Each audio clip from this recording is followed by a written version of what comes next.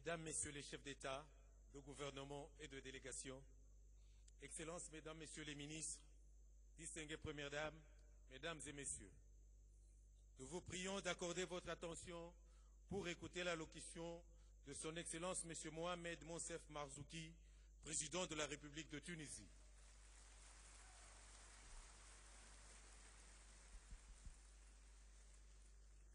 Monsieur le Président de la République du Congo, Monsieur le Secrétaire général de l'Organisation internationale de la francophonie, Excellences, Mesdames et Messieurs les chefs d'État et de gouvernement, Mesdames et Messieurs les chefs de délégation, Mesdames et Messieurs les délégués, chers amis, c'est pour moi un très grand plaisir, mais aussi un moment d'émotion d'être dans ce pays à qui Dieu semble avoir donné tout et le reste.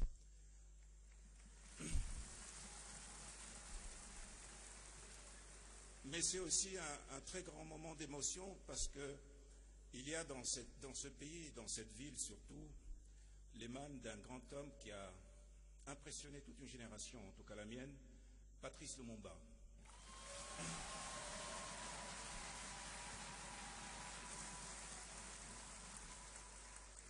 Je suis le fils de cet homme, nous sommes des millions à avoir été les fils de cet homme qui nous a impressionnés, qui a marqué notre jeunesse, parce qu'il était la voix de l'Afrique, la voix de la dignité, la voix de la liberté.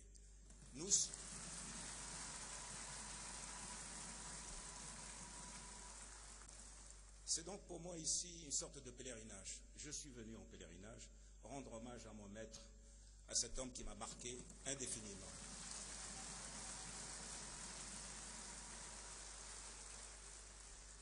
Je voudrais donc remercier le peuple du Congo de nous avoir donné un tel homme. Je voudrais remercier Monsieur le Président de nous avoir reçus, le peuple congolais de son hospitalité.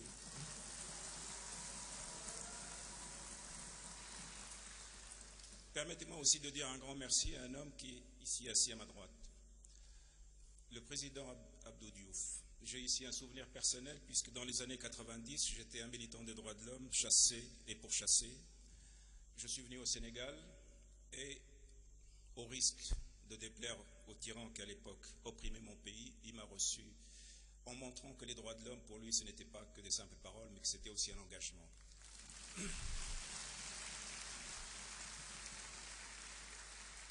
20 ans après, permettez-moi de lui dire publiquement merci. Excellences, Mesdames et Messieurs, si le printemps arabe a envoyé un message à tous les régimes et à tous les hommes politiques, dont ceux qui sont aujourd'hui au pouvoir en Tunisie, donc à moi-même, c'est bien celui-ci. Faites les réformes et les vraies, sinon nous, les peuples,